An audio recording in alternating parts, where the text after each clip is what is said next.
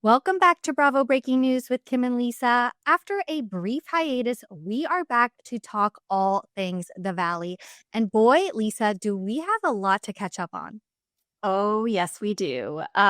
Jason is taking Danny's place in the hot seat. I don't think any of us saw that coming. The rumors are continuing to swirl about his wedding ring, and Jasmine is definitely not holding back. You're a shitty friend. You're a vibe killer. You give off Karen energy. I mean, that scene on the beach was iconic, though I do have a lot of thoughts about this feud because I'm not really sure whose side I'm on. And I want to get your take on that as well as the last couple of weeks.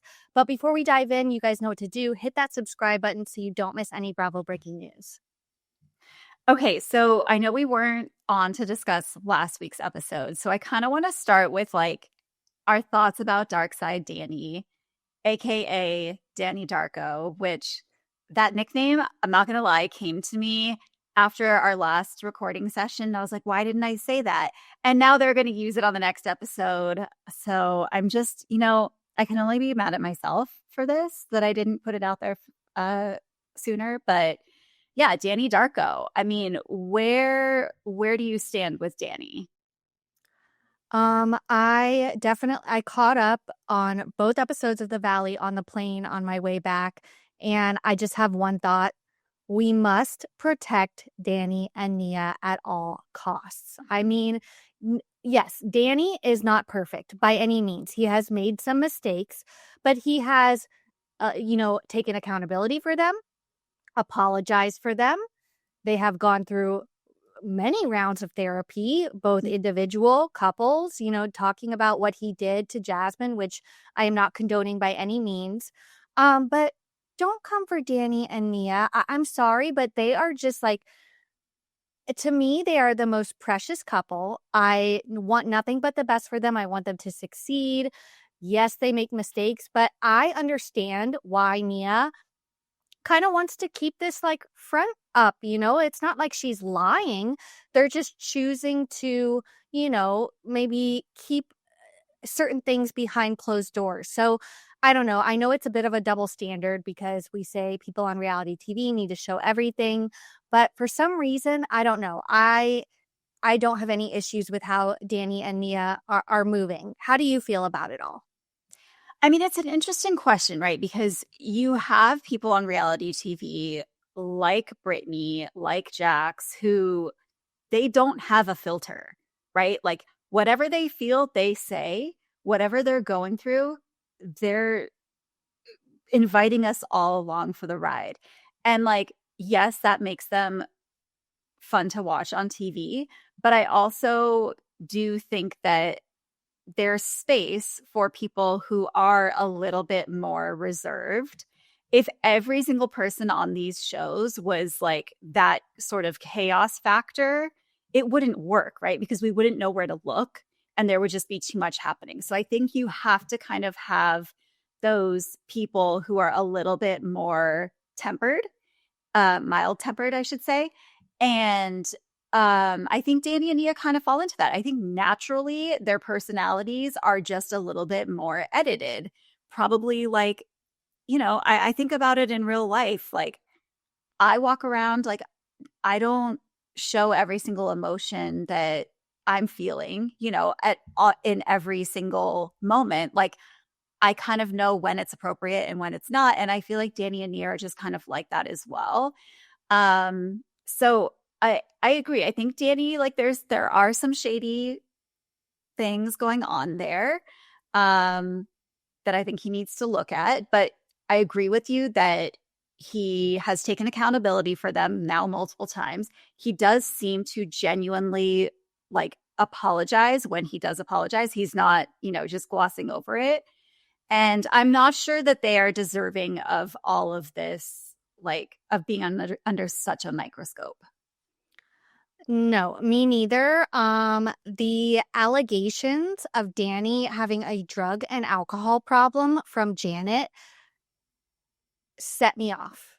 It completely set me off. I don't think it's fair. Oh, he came into the closet and chugged the tequila. Girl, you're on vacation. He's drinking. We hear about this issue with Janet at Jax's, which again is horrible, but he did nothing of the sort at the house. He like she's acting like this is such a big deal, and he has an alcohol problem. I don't think that is true.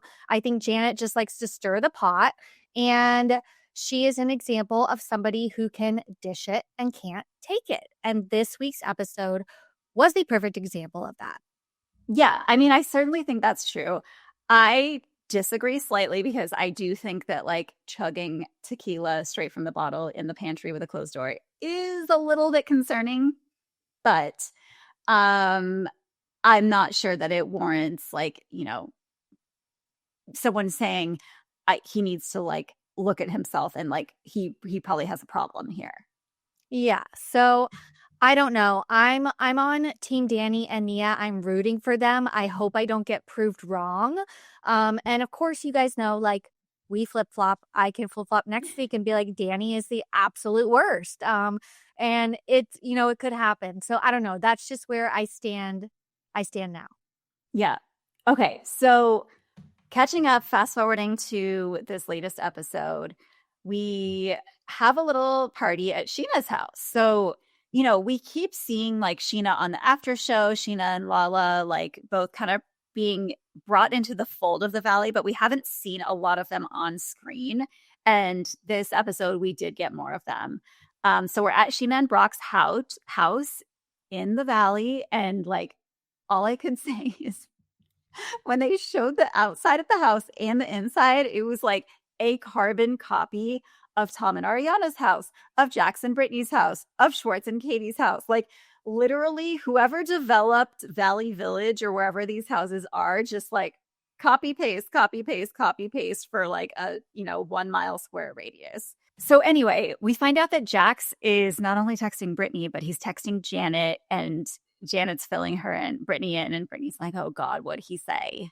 And I mean, now he is knowingly entering into this lease on a condo next to Tom Schwartz while they have this $14,000 or $18,000 mortgage, like that they're paying. And Britney is also renting a third house on the side because her and Cruz moved out. Like, what? What?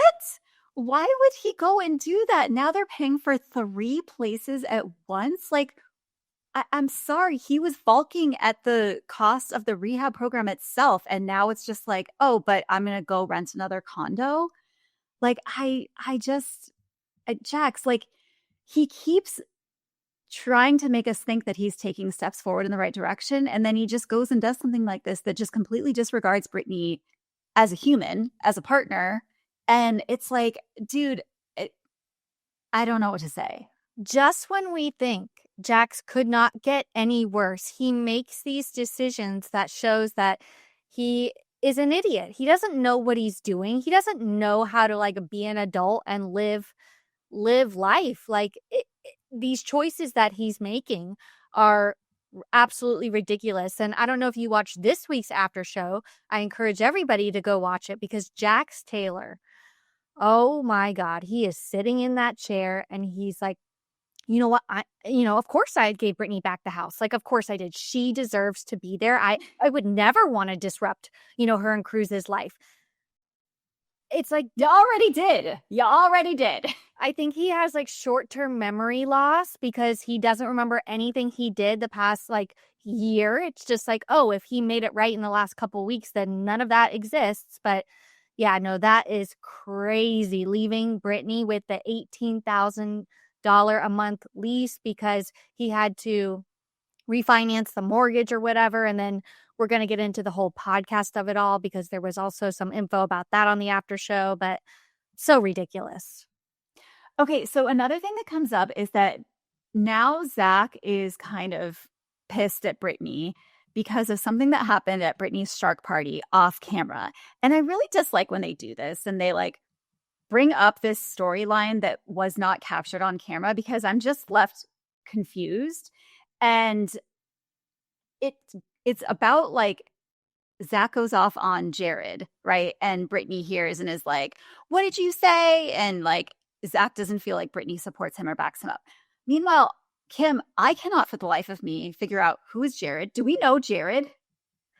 So Jared is in the Pump Rules universe. Jared Lips, I think, is his Instagram handle. He's like a makeup artist. He's very, very close with the cast. He was on last season of The Valley. Kind of, they did like a game night. He like hosted a game night. He's like a gay guy. I think he dressed in drag. No, not ringing a bell. Ringing a bell. Nothing. Coming They up. could have at least like showed him. Right. He Show was. me. You're going to talk about Jared by name and make him the center of a feud. Like, at least show me who Jared is, because I was going crazy. I'm like, is this a main character? And I'm just completely like losing my mind. He's one of Janet's gays, and it's probably why him and Zach got in a fight, because him and Janet are very close, and obviously Zach and Janet are not. Yeah. I don't know where this feud came from, or what it's even, or why we're even talking about it, but I guess it all just boils down to Britney not standing up for Zach and him feeling kind of like Britney is choosing to be more loyal to Janet than himself. Right. And once again, I have an issue with this. Why is Britney being so loyal to Janet, do you think? I don't know. So her and Sheena both seem to think that Janet's a great friend. Like, and maybe she is to them, but don't you see the way she moves with other people? And wouldn't that give you pause? Like, it's very confusing to me. Or is it one of those things where like they don't want to be on her bad side? It's possible. It's definitely possible. I don't know if Britney like is that, has that sort of strategy going on. I could see Sheena like being smart enough to kind of, keep your friends close and enemies closer type of thing. Mm-hmm. But yeah, I don't know. Then at this, little party with Sheena's enchiladas, Janet also tells them about Kristen's rumor about the whole wedding ring and stuff. Then she goes on to imply, if anybody's husband is cheating, it's certainly not mine. Basically talking about Danny being the one that's actually going out to bars and being shady and stuff. And this is the prime example of she is talking so much shit about Danny and Nia.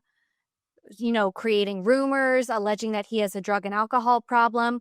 But the second somebody talks about her and Jason, she is in tears. She is crying. She cannot stand for it. Mm-hmm. Like I just think that there's a way to take these things. And I think the way that Danny and Nia have kind of processed those rumors and information is so much better than the way that Janet and people like Tamra Judge do, where you like are appalled that somebody would even say that about you, Right. Meanwhile, you say shit about everyone. Exactly. It's just like a complete double standard. And I don't like when Bravo celebrities like move like that. I'll honestly find any excuse to like hate on Janet. So yes, if you're coming here for like love surrounding Janet, you're listening to the wrong podcast. If, at least people love to hate Janet. I love it. I love to hate Janet. That's the perfect way to put it. She is like, she's a Karen. She gives Karen energy, and it's so easy to just like hate on everything she does. And I absolutely love doing it. Okay, now can we talk for a second about how masterful Kristen Doty is, though? Because she is doing this. She brought up this rumor, which wasn't even a recent rumor, by the way. It was a year ago, maybe 2 years ago. Timeline's a little iffy, but like not recent. Because she's like, listen, if you're going to come after Danny and Nia, then I'm going to come after you. And like, she is going to pull from anything that she's ever heard and just put it out there. She doesn't care that it's not true. She doesn't care that it's unfounded. She doesn't even care where it came from. She is going to put it out there. And it's like, all because she's sticking up for her friend. Like, it's not even her fight. And she's going to go there. But I do find it weird that like all the blowback is coming to Jasmine, and because it's because Luke said, oh, we heard from Jasmine that Jason takes his wedding ring off. And then, but then later at the beach, like Kristen says, it didn't, by the way, we didn't even hear it from Jasmine. So it's like Jasmine's getting all this heat. But the fact of the matter is, like, it wasn't even her that brought it to the group or to camera. It was Kristen. And like, the jury's still out if Kristen even heard it from Jasmine in the first place. I caught that too. I'm also like cue Lisa Rinna meme. Like, this is not, the math is not mathing here because no, I need a tree. Like, I need the fucking, because I need Soho Brady to do the Valley, like all of that. Yes, Soho Brady, if you're listening, let's track this rumor down, because Kristen in the flashback does say, well, Jasmine heard that you go out without your wedding ring. Then cut to, oh, I didn't hear this from Jasmine. So, like, which is it, Kristen? Though, again, I agree with you 100%. Thank you, Kristen, for bringing this out into the universe, because it's just a little tit for tat. You know what I mean? And you should be able to take it if you're going to dish it. So I love Kristen for that, but I don't, as much as I hate Janet, this beach like scene feud combo, I'm not really all on team Jasmine either. And No. because she's not really making sense and she's not really doing a good job defending herself. No, I completely agree. And like, as much as I don't really like Janet, I do like Jason.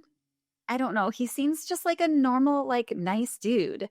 And I think he is entering into territory that he's never been in before in his life of like, I'm not used to being in a friend group where people are coming at each other about like silly things, about rumors, and like the vicious rumors that can have like real repercussions. I don't think he's used to that. And this is his first time kind of experiencing it, because I don't think he really like was involved in the drama last season. And but you know what you signed up for. You know what you're signing up for when you sign up for a Bravo show and you are friends with the Vanderpump Rules cast. Like on the after show, he's like, oh, when you Google my name now, all it's going to say is, oh, goes out without a wedding ring. Right. Okay. Like, I want people to hire me because I'm a legit lawyer. Okay. Well, don't go on this reality show then. Okay. Totally agree. But I feel like there's probably a little part of him that was thinking like, oh, I have nothing to hide. I have, a clean record or whatever. I don't do shady shit. So why would anyone come after me? I think people go onto these shows thinking that, and that's probably true. But then like what they don't realize is it's something is going to come out, whether it's like true or not. Like, you're going to get brought into the fold, and like you have to be okay with that. 100%. Yeah, I used to really like Jason, and each episode that goes by, I don't know. Any man that could be with Janet, I question. I'm definitely starting to question him. It started with the android, and it's been continuing ever since. So yeah. But we must talk about the metal detector. Oh my God. Why? Again, just why? Again, I think that that's her way of being funny and relatable. I put relatable like in air quotes, because it's like, it's the Dave and Buster's, it's the hot dogs, it's the like metal detector. I think she really feels like she's doing something here with that, like, I'm so quirky and weird, and like I like stuff that nobody would think that I was into because I'm like a cute blonde chick. But she's something else. Yeah. Like, and she got it as a gift for her 30th birthday. That's kind of funny. But I did think it was kind of funny when like the group asked her about it, and she was like, maybe I'll find Jason's wedding ring. And it's like, go. Was it all a setup for that Probably. one line? Probably. But like, that's the way to handle this shit. Like, lean into it and make fun of it, you know? Don't throw such a fit about it, because when you throw a fit about it, it makes it look like there's something there. 1000%. 1000%. Another thing that kind of I was taken aback from at the beach was I Michelle's know what you're gonna say. boyfriend's outfit. Kim. Kim. Kim. What was happening? Why are we showing up to the beach with a full fur hat when like Britney is showing up in a sleeveless dress? Like, one, I can't get a handle on the temperature. Is it freezing there, or is it a normal beach day? Because there is a wide range of outfit choices here. Two, why does a man own that hat? It's questionable. Again, don't know about this character, Aaron. I've been thinking it, and I thought it was too mean to say, but then Danny Pellegrino said it. That guy has Ramona eyes. He has Ramona eyes. Like, Danny said it, and I was like, thank you. Somebody said it, because now I can say it. And now because he's something's up. Something's up there. We got the wide eyes. We got the questionable outfit choices. I don't know. We don't know this man that well, but what I do know about him, again, questionable. I mean, I kept thinking that they were catching him at a weird reaction, but like every time we're seeing him now, and by the way, I think we've only heard maybe 2 words from him, but every time we see him, he has Ramona eyes. And I was like, is he, I think towards the end of the scene, he might have just been really high, because he was just like crunching on s'mores and graham crackers in the hat, eyes wide open, like just watching this fight go down. And I was like, is he just like really stoned? Yeah, I don't know. I'm going to give him the benefit of the doubt. We don't know him that well, but just definitely giving off like a weird first impression. And then before we get to the big fight scene, I do need to talk about, Sheena's contribution to this episode, which was sharing that she had hemorrhoids, not once, but twice. She was also talking about Brock's dick and how basically she values girth more than length, which is, again, an interesting factoid. Not sure why Janet chose to ask that question in the first place, and Sheena to give so much detail and then go into the hemorrhoid conversation. But did you see her Instagram today? No, I didn't. Tell me. Because Sheena has landed a paid Instagram partnership with none other than Preparation H. Stop it. And honestly, kind of love it. Kind of love, again, leaning into it, right? That's the definition of leaning into it. Perfect timing. Whoever is her manager. That's what I want to know. How do they know to set this up ahead of time? Because like the episode, I guess Sheena got a screener and was like, hey, let's get on the phone with Preparation H. Let's make this happen in 3 days' time. Like, how early do they get the screeners? Not that early. Hey, Sheena is a reality TV mastermind at this point. She's been on our screens for over a decade. She knows what she's doing. As much as we hate on Sheena and Brock, she knows what she's doing, and she knows how to hustle. She does. So she's getting that coin. She's sharing an embarrassing fact, and then she's capitalizing off of it. So, girl, go get that coin. That's all I got to say. I mean, good for her. Someone's got to pay off the Valley Village replica. Right? Exactly. Oh, man. Okay, so Jason gets up the courage to pull Jasmine aside for a chat. And at first we think it's going to be just the two of them, but no, Janet has to come along for the ride. And everyone makes comments about how Janet keeps him on such a short leash. And we're definitely seeing that. She does not want him to go anywhere without her. She doesn't want him talking to anyone without her. So yeah, I think there's probably a little bit of insecurity from her side of the relationship. But Jasmine does not appreciate this because as Jason's trying to talk to her, anytime Janet steps in, it's just pissing her off. And she is just like, I'm talking to Jason, like, and then Janet's like, I'm just asking questions. And that's when we hear the like, you're a shitty friend, you're a vibe killer, you give off Karen energy. Like, whoa. I am done storming out. I honestly loved it. Iconic. I think everybody else at the beach also loved to see it. Because for once, like, we need more of this cast to, I think, give that energy to Janet. Like, I think Kristen Doty is really the only one who has really given that to Janet. So I'm glad that Jasmine could do it. But I I still don't like, she could have kind of cleared this up really quickly, but instead I feel like she fueled the fire a bit more.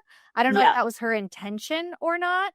But I don't know, because she could have said, look, I'm not, I think she was trying to say, I didn't even bring it up. I didn't bring it to camera. Like, why are you coming at me? I'm not even the one who told Kristen. But instead, it just took a hard left. And it's like, then she was just pissed at Janet for being Janet. And so it just turned into that.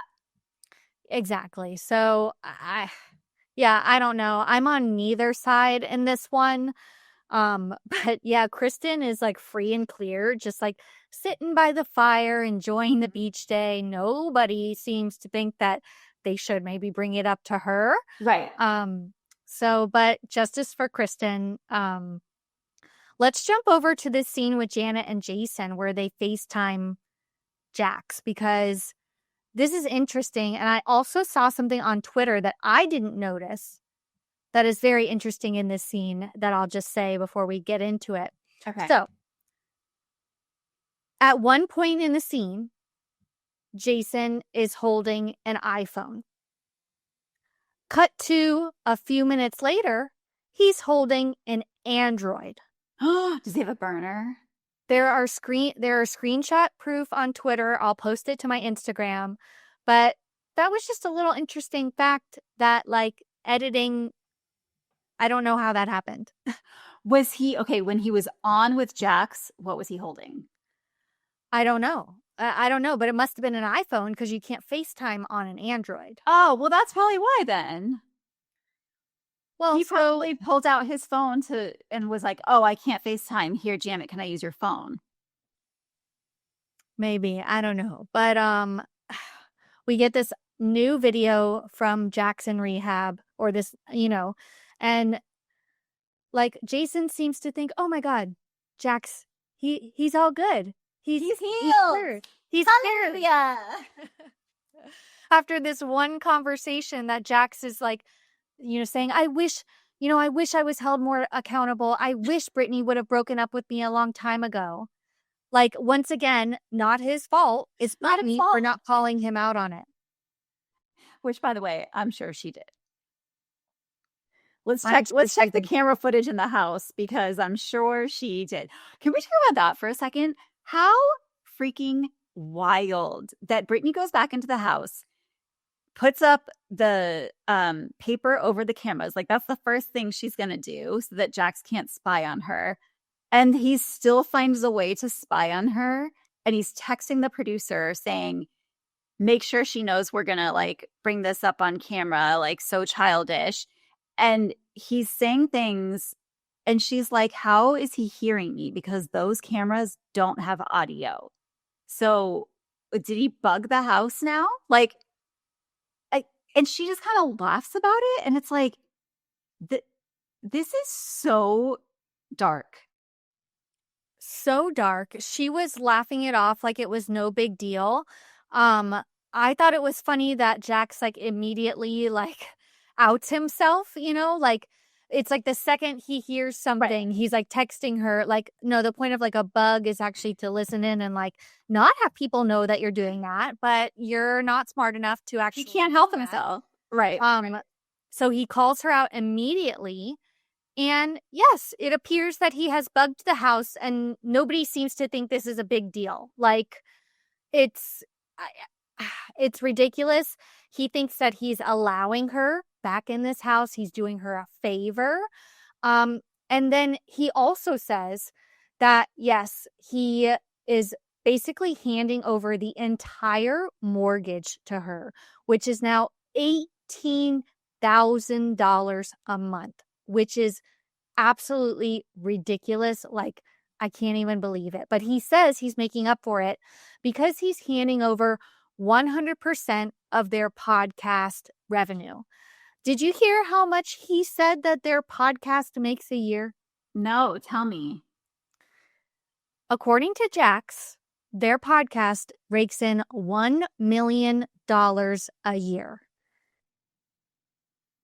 Wow. That many people listen? My thoughts exactly. How they have that kind of listenership and get that kind of bank for ads, I do not know. But apparently he says he's handing all of that over to Britney so she can pay the mortgage. Has that happened as of the after show filming? No, it has not. Britney has not been handed over the podcast. She is not making the sole amount of money. Even though she was doing it by herself. Basically, she said that he hadn't recorded for at least a few months before he even went into rehab. He uses some excuse that they had to wait till the contract was up and he had to pass her the RSS feed to take over control. It's not the RSS feed. It shouldn't be that complicated. Like, it should be very clear. He's basically like, I lend her money all the time and she's asking for more. This man, like, the audacity of this man just keeps getting bigger and bigger. I don't know, like, when will it end? Like just when we think the Tom and Ariana house situation is bad, we see Jax and Britney are like, hold my beer, because this is 10 times worse. And it just seems to be getting worse and worse by the episode. And we just... By the way, sorry, just real quick. Is Jax trying to make us think that he is literally the one, like, running the RSS feed and, like, uploading episodes and shit? No, you're not. You have a fucking podcast network that handles that for you. It's literally just about saying, hey, divert my money that I earned, divert it to Britney. Exactly. I don't think it has anything to do with the RSS feed, Jax Taylor. It's just another excuse coming out from him. So I don't know. It's sad to see. It's really sad to see Britney, you know, having all of this put on her shoulders. And then, of course, we see Sherry Cartwright, you know, kind of sitting on the couch next to her.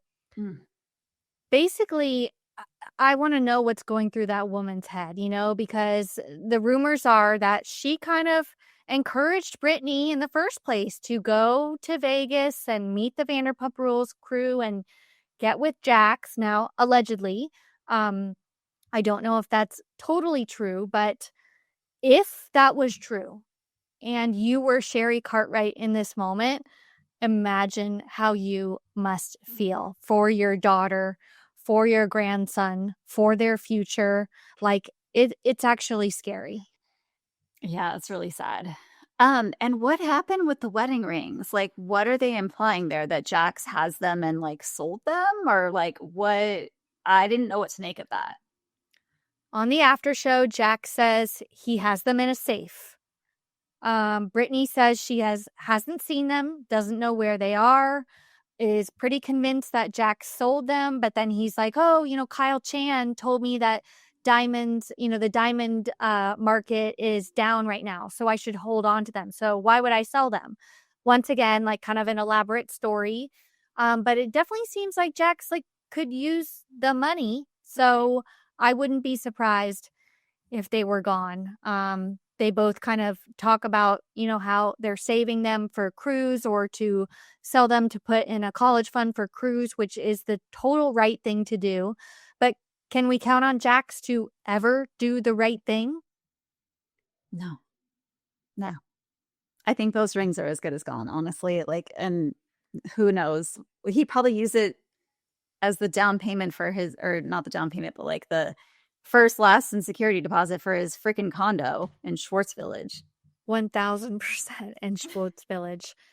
I mean, I think this might, I don't know. I know we've seen a lot of divorces on Bravo, a lot of messy ones. I mean, Lenny and Lisa Hochstein. That's what keeps to mind for me. Yeah. But this is up there. This is definitely up there. It is super messy. And she hasn't even filed yet, you know? So I think it's only going to get worse before it gets better. But I do hope it gets better for Britney and Cruz. And I'm sure he is losing his goddamn mind over it coming out about her dating someone new, this singer, whatever, musician guy, which I don't know if it's the same person who she was dating in this episode, but like, you know that Jax is gonna have something to say about that. Oh, yeah. And on the after show, he's like, oh, you know, I hope we can get to a point where like, oh, you go have fun, sweetie. I'll take Cruz. You know, like, live your best life. Like, I want you to be happy. Like, the Jax Taylor in this after show is everybody has to go watch it because you'll just be laughing for 15 minutes straight because everything he says is absolute insanity. You know that it's the exact opposite of how he actually feels. So right. Yeah, it's honestly, do we need Jax Taylor on this show, really? Like, can we just bid farewell to him after this season, please? No, we don't need him. And guess where else we don't need him is BravoCon, because I saw that he's confirmed to come to BravoCon, and I'm like, who invited him? No. Why? No. Oh my gosh. No. Bravo, no. No, Bravo, no. Exactly. Dummy. Oh my gosh. Well, that's it for this week, I guess. The Valley is sure a roller coaster, but I'm still loving every second, even though we do have some dark moments in there. So we'll be back next week to cover more of The Valley, and make sure you guys drop all of your thoughts and comments in the comments below on YouTube. If you're listening on Spotify, make sure to give us 5 stars, leave us a review. We would love that. And we'll see you guys next time. Thank you so much for watching. Talk to you soon. Bye.